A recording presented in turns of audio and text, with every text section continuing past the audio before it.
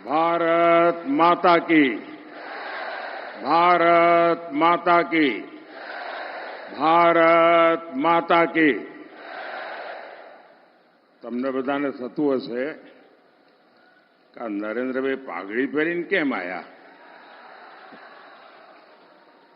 અને મુખ્યમંત્રીએ પાઘડી પહેરાવા જતા હતા તો મેં કહ્યું તમે આના ઉપર જ મૂકો, મારે આ પાઘડી ઉતારાય એવું નથી. હું આવતા રસ્તામાં જામ સાહેબના દર્શન કરવા ગયો હતો.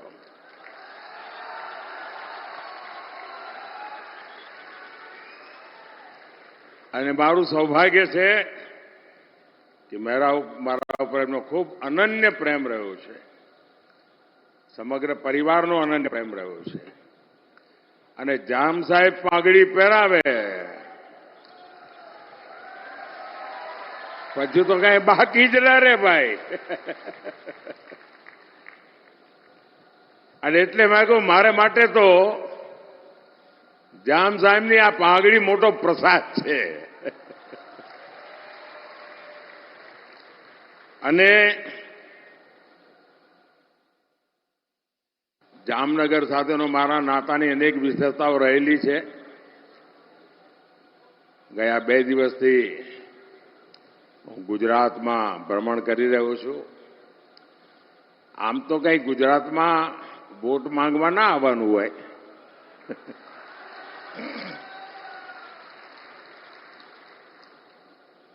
મને ઘણા કહેતા હતા કે સાહેબ તમારે ક્યાં પ્રચારમાં આવવાની જરૂર છે.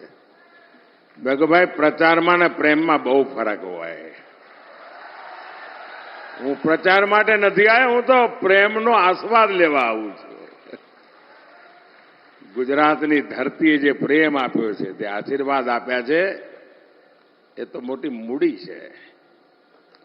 અને આજે જયારે જામનગર આવ્યો છું ત્યારે અનેક જૂની વાતો તાજી થાય, કારણ કે સંગઠનનું કામ કરતો ત્યારે પણ આવતો. પણ એક વાર બહુ મહત્વની ઘટના બની, બુચ્ચર મોરીની યુદ્ધની વાત.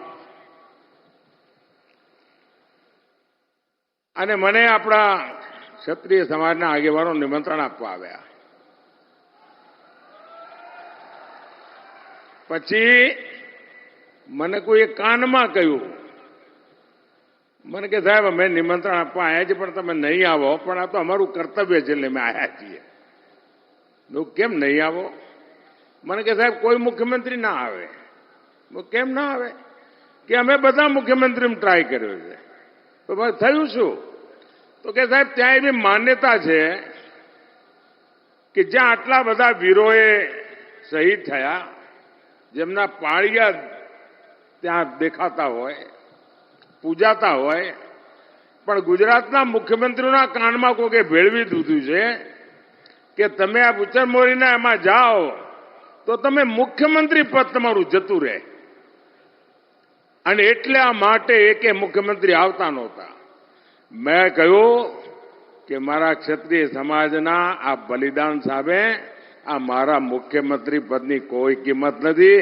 હું આવીશ અને હું આવ્યો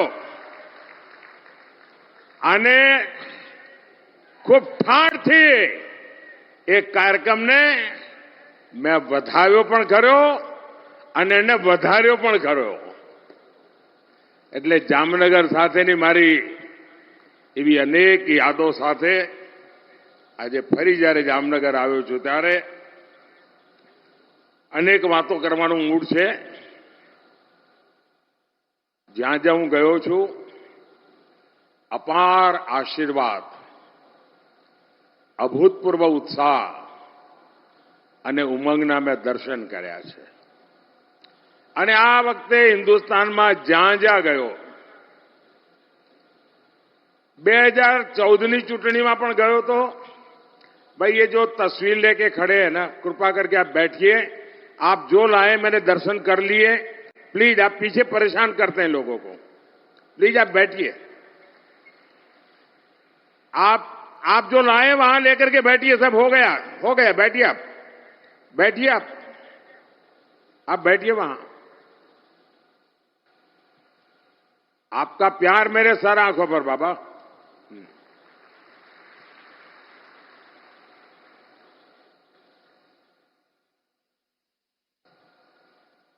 અને ગુજરાત હોય કે તમિલનાડુ હોય કે કાશ્મીર કન્યાકુમારી હોય કે આસામ હોય, જ્યાં જ્યાં ગયો મેં આવો ઉત્સાહ, આવો ઉમંગ અને આટલો બધો વિશ્વાસ અને કમિટમેન્ટ ન 2014માં જોયું છે, ન 2019માં જોયું છે, જે હું 2024માં જોઈ રહ્યો છું.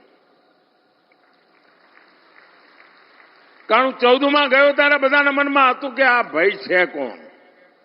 ગુજરાત વાળા ઓળખે, બહાર તો બહુ કે એટલી ઓળખાણ ના હોય. 19માં ગયું ત્યારે કે આ માણસ તો કામનો છે. અને 24માં હું જોઉં છું કે ભાઈ હવે તો આપણા દેશનો દુનિયામાં ડંકો વગાડવાનો છે. મોદી સાહેબ આગળ વધો. અને જ્યાં જઈએ ત્યાં एक स्वर, फिर एक बार, फिर एक बार, फिर एक बार.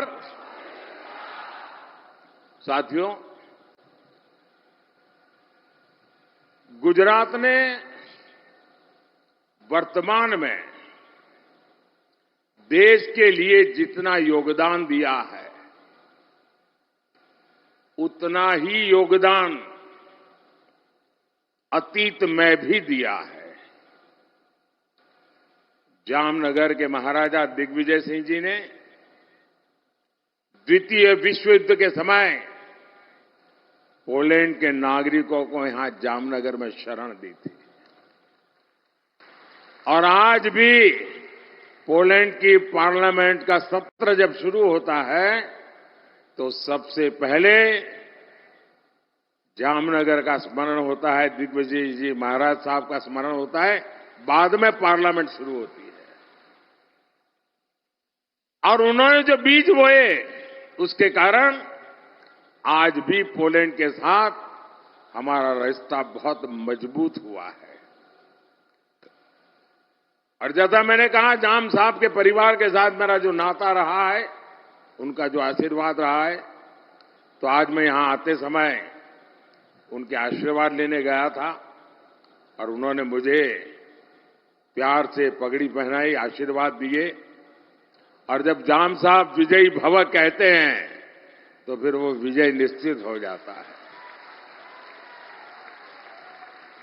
हमारे देश के राजा महाराजाओं ने अखंड भारत बनाने के लिए अपना पीढ़ियों का राजपाट दे दिया था.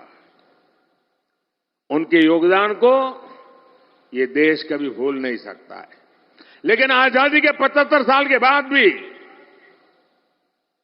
इतिहास की इस महत्वपूर्ण घटना को नकार दिया गया. आज भी शाहजादे जो भाषा बोलते हैं वो ये देश स्वीकार नहीं कर सकता है. लेकिन मैंने भारत की एकता में सरदार वल्लभ भाई पटेल का जो योगदान रहा है और दुनिया का सबसे बड़ा स्टैच्यू बनाया, और वहीं पर देश की एकता के लिए योगदान देने वाले राज परिवारों का म्यूजियम मैं बना रहा हूं. आजादी के इतने सालों के बाद ये मान सम्मान देना किसी सरकार को विचार नहीं आया, मुझे आया, क्योंकि मैं इतिहास की महानता को पूजने वाले लोगों में से हूं. और मैं जानता हूं जो इतिहास भूल जाते हैं वो कभी इतिहास बना नहीं सकते.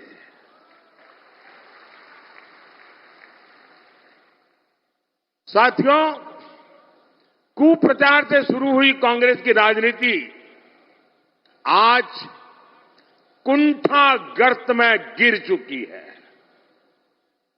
इनकी जो कुंठा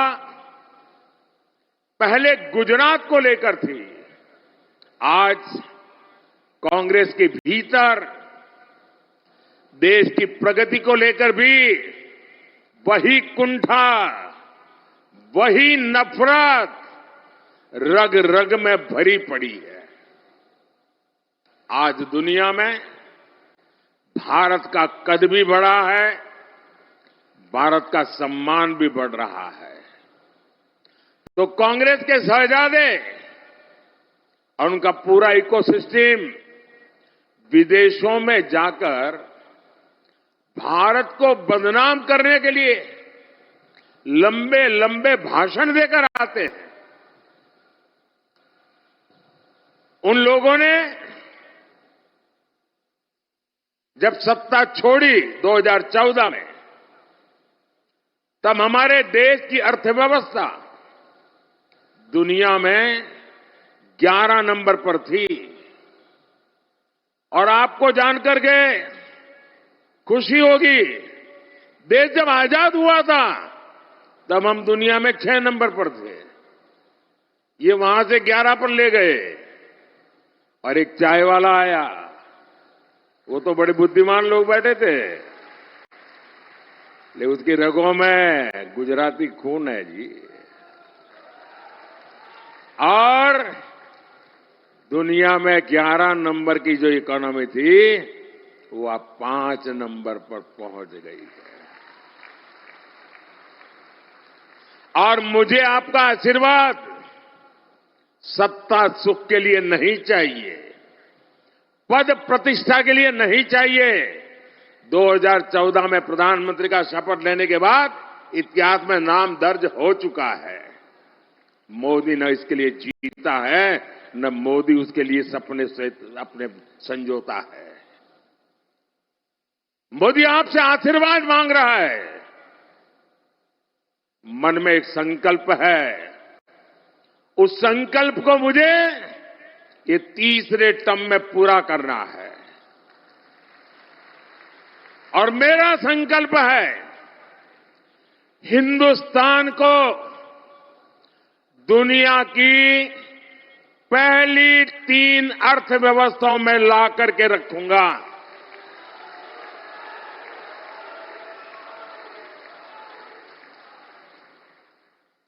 और आप कल्पना कर सकते हैं, जब विश्व में तीसरे नंबर की अर्थव्यवस्था हिंदुस्तान बनता है, तो दुनिया के लिए भारत का नजरिया कितना बदलेगा।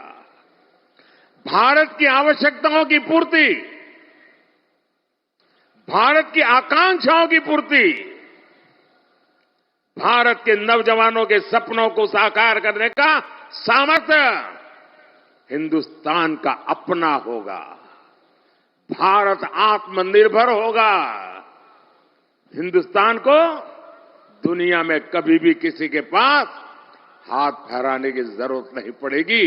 ऐसा हिंदुस्तान बनाने के लिए मुझे आशीर्वाद चाहिए साथियों। कांग्रेस के बड़े बड़े विद्वान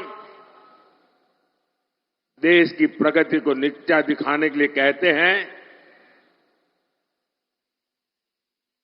कि तीसरे नंबर की इकोनॉमी बनने के लिए करने की क्या जरूरत है, सोते रहो भाई। जो लोग हर चीज का सॉल्यूशन खटाखट करके गरीबी दूर होगी कहते हैं, एक झटके में बोले गरीबी दूर होगी। जो खटाखट और कटाकट में ही जो फंसे पड़े हैं, उनको समस्याओं से, चुनौतियों से कैसे टकराना, समस्याओं का कैसे समाधान कहना, चुनौतियों को कैसे परास्त करना, ये शायद कभी सोचा भी नहीं होगा।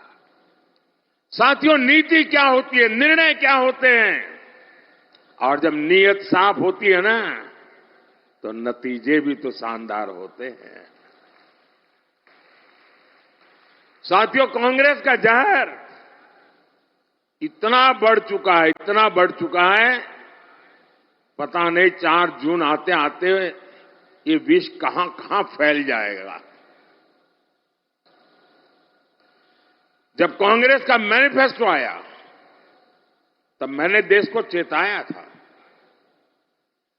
खास करके देश में जो विचारक वर्ग है, उनको मैंने इशारा किया था कि कांग्रेस का मैनिफेस्टो देश के लिए खतरे की घंटी है।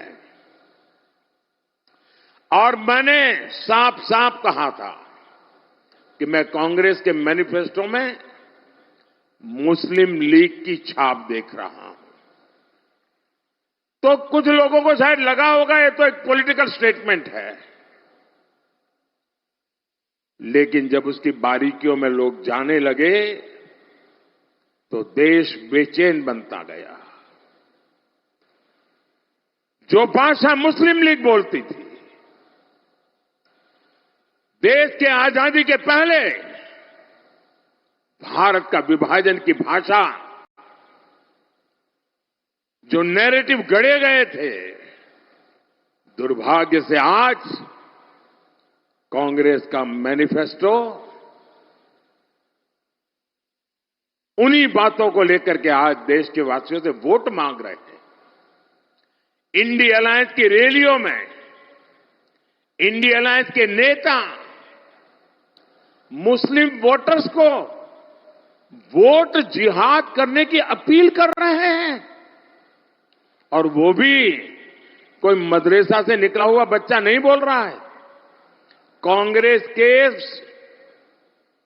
टॉप लीडरशिप में बैठने उठने वाले बहुत पढ़े लिखे परिवार के कांग्रेस के नेता वोट जिहाद की बात कर रहे हैं। और कांग्रेस का और वोट जिहाद का क्या रिश्ता कहलाता है, ये आपको कांग्रेस के इतिहास से पता चलेगा। आप याद करिए, जब देश में जिहाद के नाम पर आतंकी हमले होते थे, तब उन आतंकियों की वकालत में सबसे पहले कांग्रेस के लोग आते थे। कश्मीर में अलगाववादी जिहादियों की मेजबानी तब के प्रधानमंत्री करते थे, तस्वीरें मौजूद है। मुंबई में आतंकी हमला हुआ 26/11 को, उसमें कसाब और दूसरे आतंकियों को बचाने के लिए कांग्रेस के नेता आगे आए। मुंबई आतंकी हमले के जिहादियों को बचाने के लिए किताबें लिखी गई, कांग्रेस नेताओं ने उसे रिलीज किया। दिल्ली में बाटला हाउस एनकाउंटर में जिहादी आतंकवादी मारे गए तो कांग्रेस की मैडम, उनके आंखों में आंसू बह रहे थे, रुकते नहीं थे। ये कांग्रेस के नेता कह रहे। अफजल गुरु को फांसी हुई, उसे माफी दिलाने के लिए इसी इकोसिस्टम के लोग सुप्रीम कोर्ट से लेकर राष्ट्रपति तक पहुंच गए थे। और अब ये लोग देश में वोट जिहाद करने का नारा लगा रहे हैं। साथियों, कांग्रेस पार्टी इस समय 2 रणनीतियों पर चुनाव लड़ रही है। पहला, जाति के नाम पर समाज को बांटना। दूसरा, तुष्टीकरण के जरिए अपनी वोट बैंक को एकजुट करना। इसलिए कांग्रेस पार्टी ने पहले दलित, आदिवासी और पिछड़ा वर्ग के आरक्षण को लेकर झूठी, 100% झूठी अफवाहें फैलाना, चारों तरफ चू चू चू करना शुरू कर दिया। इसे चुनाव का एजेंडा बनाने की कोशिश की। और अब कांग्रेस आरक्षण के खिलाफ अपने असली मकसद में जुट गई है। Congress party SC, ST, OBC का आरक्षण उनसे छीनकर, उसमें से हिस्सा लेकर एससी, एसटी, ओबीसी समुदाय को अन्याय करके धर्म के आधार पर आरक्षण के लिए संविधान परिवर्तित करना और मुसलमानों को आरक्षण देना, इसके लिए तैयारी कर रहे हैं। कर्नाटका में कांग्रेस ने क्या किया? रातों रात फतवा जारी किया। एक हुक्म निकाला और कर्नाटका के जितने मुस्लिम समाज के लोग हैं उन सबको रातों रात ओबीसी घोषित कर दिया। सब मुसलमान ओबीसी। कर्नाटका में जो संविधान के द्वारा 27% रिजर्वेशन ओबीसी समाज को मिला था, रातों रात उसमें डाका डाला और ओबीसी समाज का जो हिस्सा था वो लूट लिया धर्म के आधार पर आरक्षण देकर के। और जब देश का संविधान बना था, महीनों तक चर्चा हुई थी। देश के उस जमाने के कांग्रेस के आजादी के आंदोलन के दिग्गज नेताओं ने संविधान बनाया, विचार विमर्श किया और उसमें कोई आरएसएस बीजेपी वाला नहीं था। देश के गणमान्य विद्वान थे, बाबा साहब आंबेडकर थे और उन्होंने चर्चा करके तय किया कि भारत जैसे देश में धर्म के आधार पर आरक्षण नहीं दिया जा सकता। बाबा साहब आंबेडकर ने विस्तार से कहा कि धर्म के नाम पर आरक्षण देश के लिए कितना बड़ा खतरा पैदा करेगा। बाबा साहब आंबेडकर ने साफ साफ इनकार कर दिया और देश का जो संविधान बना वो संविधान धर्म के आधार पर आरक्षण के लिए मनाही करता है। दलित, आदिवासी, ओबीसी, संविधान उसके लिए परमिशन देता है। लेकिन कांग्रेस पार्टी धर्म के आधार पर आरक्षण की बात लेकर के अपनी वोट बैंक मजबूत करना चाहती है। और जब मैं कांग्रेस के इन पापों को पर्दाफाश किया और मैं पिछले 9 दिन से मांग कर रहा हूं कि कांग्रेस पार्टी मुझे जवाब दे, मैंने उनको चुनौती दी है। 9 दिन हो गए, कांग्रेस ने मेरी 3 चुनौतियां हैं, उस पर कोई जवाब नहीं दिया। और मैं लगातार कह रहा हूं, मैं एक बार फिर मीडिया को भी जगाना चाहता हूं, देशवासियों को भी जगाना चाहता हूं।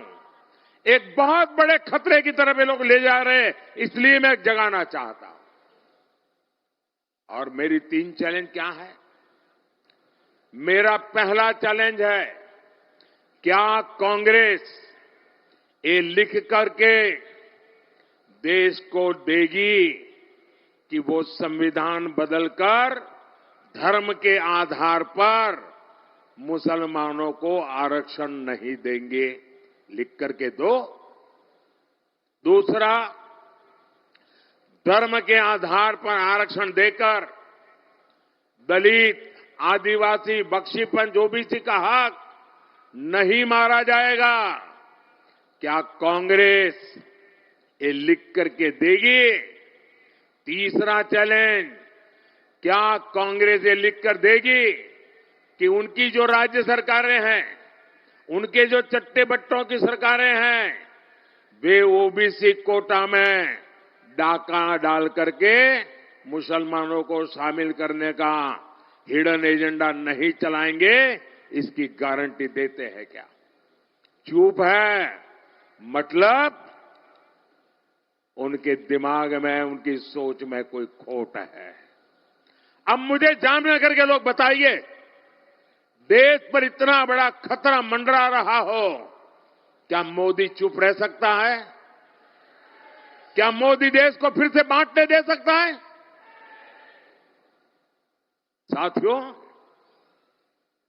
मैं आज जामनगर की धरती से देशवासियों को विश्वास दिलाता हूं और कांग्रेस के चट्टे बट्टे सबको कहना चाहता हूं, जब तक मोदी जिंदा है, जब तक मोदी जिंदा है, इस देश को फिर से धर्म के आधार पर मैं बांटने नहीं दूंगा।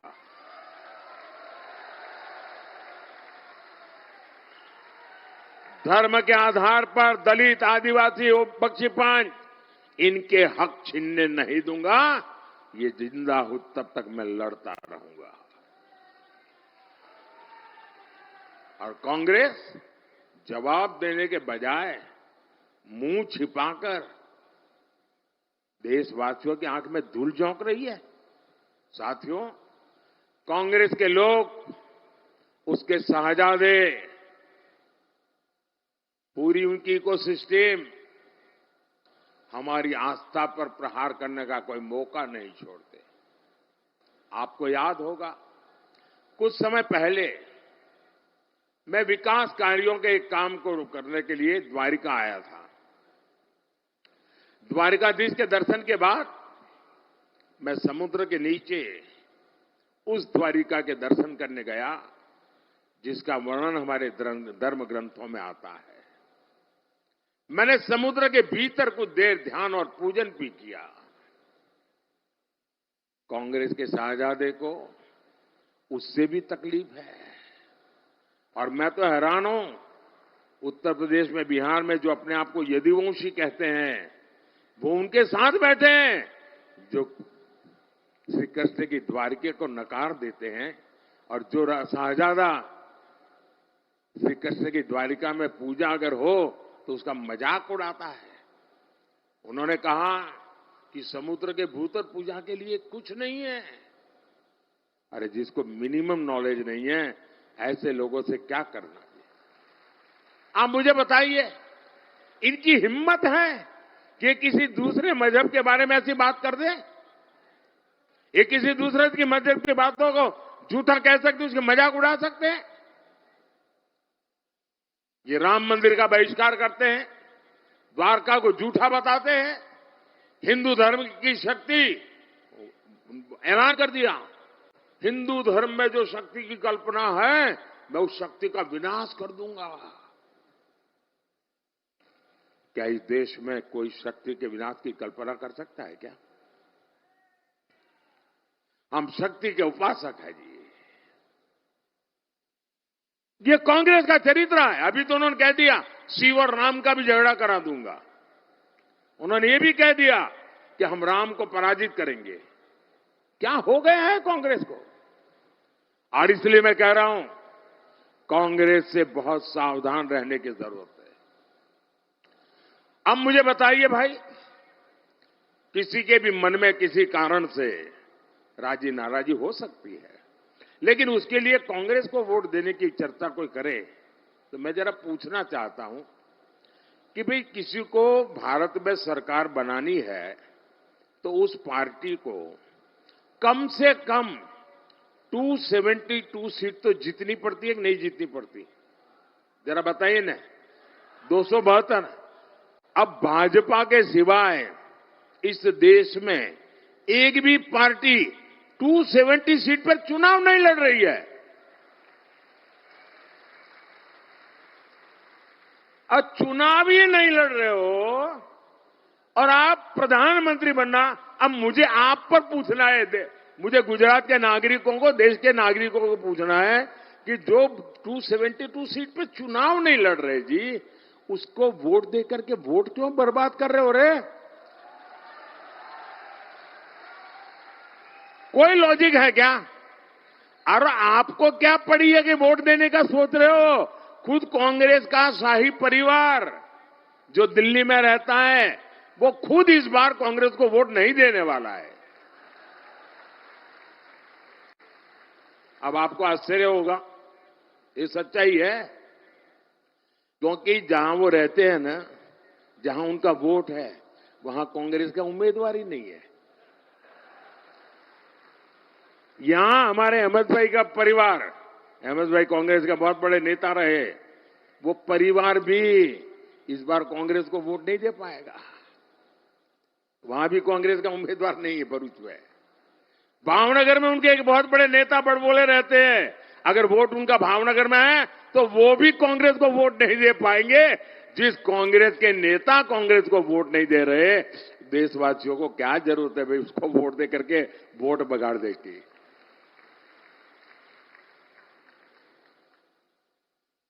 અને એટલા જ માટે મારા ભાઈઓ બહેનો,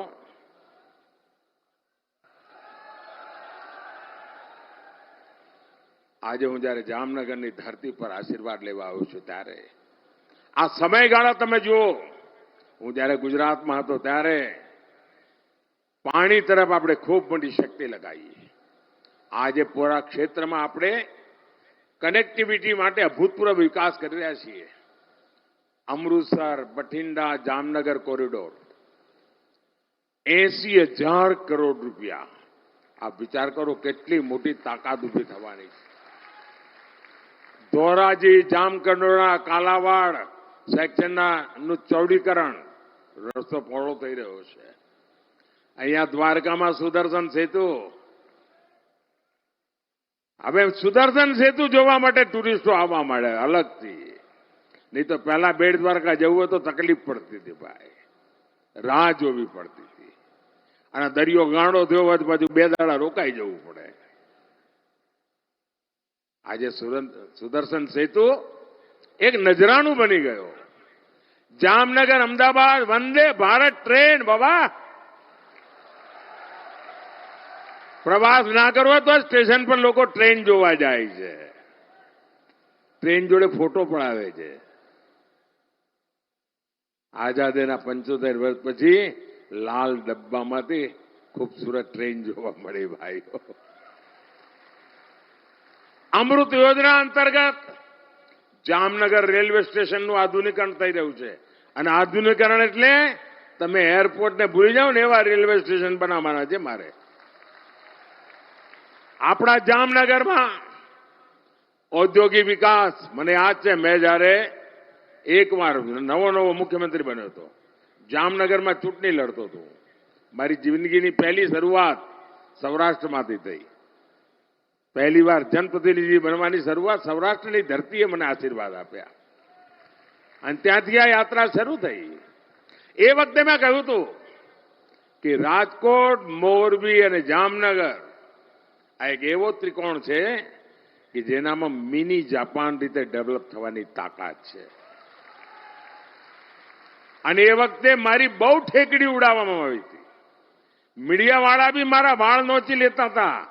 અને આજે તમે જોઈ રહ્યા છો જે રીતે એક જમાનામાં ગુજરાત આપણું એગ્રીકલ્ચરમાં હાલત બહુ ખરાબ હતી કે 10 વર્ષમાં 7 વર્ષ દુષ્કાળ રહેતો હતો.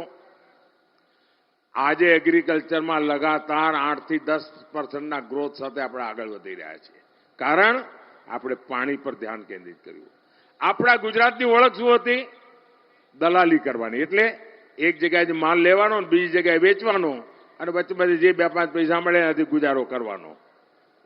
વેપાર નાનો મોટા ચલાવીને આપણે ગુજરાન કરતા હતા. કારણ આપણી પાસે કોઈ મિનરલ્સ નહીં. મોટું મિનરલ જે કોઈ આપણી પાસે મીઠું, એનાથી આગળ કાંઈ નહીં. અને એમાંથી આજે ગુજરાત ઔદ્યોગિક રાજ્ય બની ગયું. અને દોસ્તો, આવનારા દિવસો સ્વર્ણ અક્ષરે લખી રાખજો. તમે જુઓ કેવું આમ લાઈન બંધ પડ્યું છે. અહીંયા બ્રાસપાટ વગેરેનું છે તો છે જ, પરંતુ વિમાન ગુજરાતમાં બનવાના, ઇલેક્ટ્રિક વેહિકલ ગુજરાતમાં બનવાના. દુનિયાના 4 જ 5 દેશ છે જ્યાં સેમિકન્ડક્ટર છે. આ સેમિકન્ડક્ટર હિન્દુસ્તાનમાં, ગુજરાતમાં બનવાના ભાઈ. એનો અર્થ એ થયો કે અને એક જમાનો આવશે ભારતમાં જે ઇલેક્ટ્રિક વેહિકલ ચાલતા હશે ને એની ચીપ ગુજરાતમાં બની હશે. દોસ્તો, આ ક્રાંતિકારી ચીજો થઈ રહી છે. ગુજરાત